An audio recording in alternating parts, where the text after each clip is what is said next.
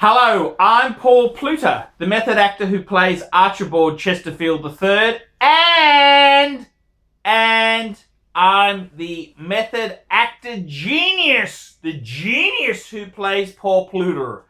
And today I want to talk about papers, the importance of papers. Remember, like, subscribe, and tell your fuckhead friends about my channel. And please look in the description for 10 ways you can help me stay full-time on YouTube. Quick wristwatch check.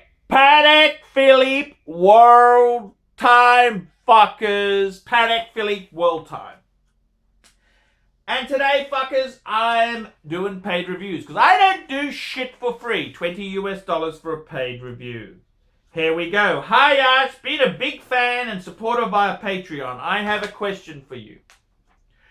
How important are papers on a pre-owned watch? Is there a way to put a dollar value on it? What prompts my question is, there's a watch, there's a Langmatic Big Date on Jewellers on Time. It's a lovely piece, but a significant amount of money. How bad is it that it doesn't come with papers? Thanks, and keep up the great work, George. Well, George, that is a very good question. Papers. And I've heard all sorts of fucking things. I've heard all sorts of cunts out there. They tell me, I won't buy a watch without box and papers. I won't do this, I won't do that. And I gotta fucking tell you, fuckers, I gotta fucking tell you my side of the story. Would I buy a watch without papers? Of course. Papers doesn't really prove anything. I've had watches that have had the wrong fucking papers. I've had watches that have had, papers, fake papers, it just goes on and on. At the end of the day, are papers great or what? What's the go with papers? Well, it's nice to have them. Would it stop me? No. Okay. If you're buying a piece at, I always say the most important thing is the condition of the watch. That is far more important than a piece of paper certificate. Now, I've owned a couple of really fuck-off Pateks in recent time. And my white gold 5107, it didn't have papers. Does that mean it could be fake? Does it mean it could be this? Does it mean, well, my Rolex gold Submariner, it doesn't have papers. Is it the end of the world? No. No, it's not. No, it's not. Okay? It's not the end of the world. If you look at the piece of paper as to verify whether it's right or wrong, you're fucking out of your depth. You're out of your depth and you shouldn't be pretending to be an expert. The answer is papers is cool to have, but it's not the end of the world if it doesn't have it. Many of my watches don't have papers. My Explorer 2 doesn't have papers. Gold Sub doesn't have papers. My Reverso has papers. My Omega, nice, it has papers too. My World Time, which is on land, it has papers as well. So papers are cool, but they're not essential. Okay? They are not essential. Papers are not. So, okay, so let's get to the point. I personally always buy a watch on its condition. You want to make sure the watch you buy has got the original dial. It's got the original. It's nice to have the buckle. This here is a deployant buckle. Original strap. Then I like to have a box. Then I like to have papers. If it doesn't have it, how much does it hurt it? Well, different watches are different things. Obviously, an Omega Speedmaster, man on the fucking moon, is going to have a lesser effect than, say, a World Time. Generally speaking, if it doesn't have papers on something like the World Time, I'd say you'd be looking at a discount of about $500 to $1,000. When you look at something like a vintage Daytona, the papers can be worth a couple of $1,000s. We're talking plastic Daytona, 6263, that sort of reference, you know, plastic Daytona. It has a big difference because often they don't have papers. If you had papers, they're worth a, you know, brings it up. So it depends on the watch. On the Omega Speedmaster, man on the fucking moon, how much is it with papers or no papers?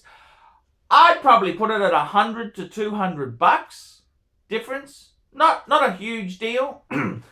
The watch is real. You can look at the watch, you can open the back, have a look at the movement. That's more important than a fucking little plastic card. So papers themselves are really good to have, but it's not the be-all and end-all.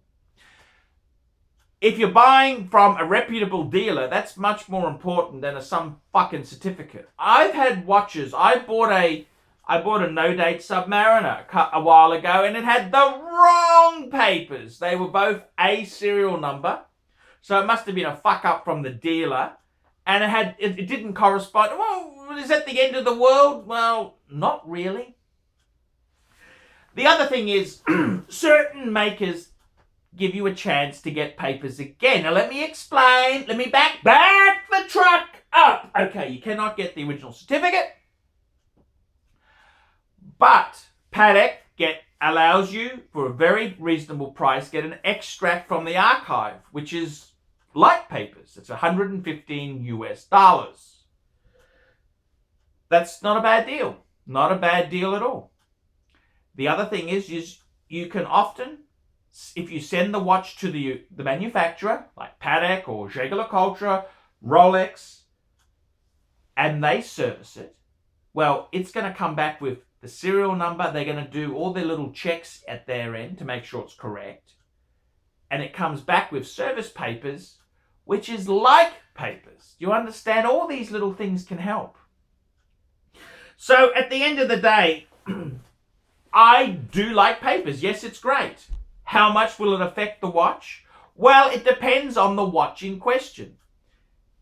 Papers can have a huge effect on something like a sports steel Rolex, okay, from vintage times, 60s, 70s, plastic type pieces. But modern stuff, papers, a lot of the modern stuff, there's so much of it out there, papers aren't really going to make a huge difference. My Patek 5107 didn't have papers, but I had an extract from the archive. It proved it was right, proved it was correct, and I think, you know, you'd probably look at a discount, probably a couple $100, $500 on the most savage case. So papers really don't do a lot. I certainly would buy a watch if it didn't have papers. I think, in my opinion, condition is far more important than papers. I'd rather buy, when I bought my gold Submariner, it didn't have papers. Well, it's all correct. The movement's correct. The dial's correct. I had a watchmaker check it out. I got it serviced. I got it lightly polished. It came back schmicko. It passed all the tests that I needed for it to do. Papers would probably be a couple $100 more to the value. It's not the end of the world if you don't fucking have papers. In many cases, I'd prefer to have the correct box than papers, because I could, you know, I like to display these films, photograph them, and stuff like that. So papers itself, it really, where you get a really big premium on papers is for vintage pieces. Okay, anything modern, well, there's so much of it made now. It's never really going to be that super important. I like papers, yes I do. But is it the end of the world if a piece doesn't have papers? No, of course not. Of course not. And I can tell you honestly, my own opinion is that papers themselves there, on a Patek, I think you're probably looking at $500 maximum. That's modern Pateks. On Rolex and things like that there, you're probably looking at $100 to $200 difference. JEWELLERY and brands like that, $200 or $300 difference. Something like an Omega Speedmaster, man on the fucking moon, well, you know, there's a lot of them out there. Probably $100, $200 difference. It's not the end of the world if it doesn't have fucking papers. It would not stop me. I always buy a watch on condition. What's the condition like? Is it correct? Is it, you get a watchmaker to check it out? Are you buying it from a reputable source? Papers really doesn't prove that much. So, to answer your question there, I wouldn't feel bad about buying a watch without papers. Definitely, I am a condition buyer. I want the piece to be in nice condition. That's far more important than papers. So I hope that helps as a guide and gives you a bit of an idea of what my own opinion is on it. I'm never scared to buy anything. I never will rule out anything. If it's priced right, I'll buy it. So there you go, fuckers. That's my opinion. Is papers essential? No. Are they? It's nice to have them. I can't lie to you and say they mean nothing.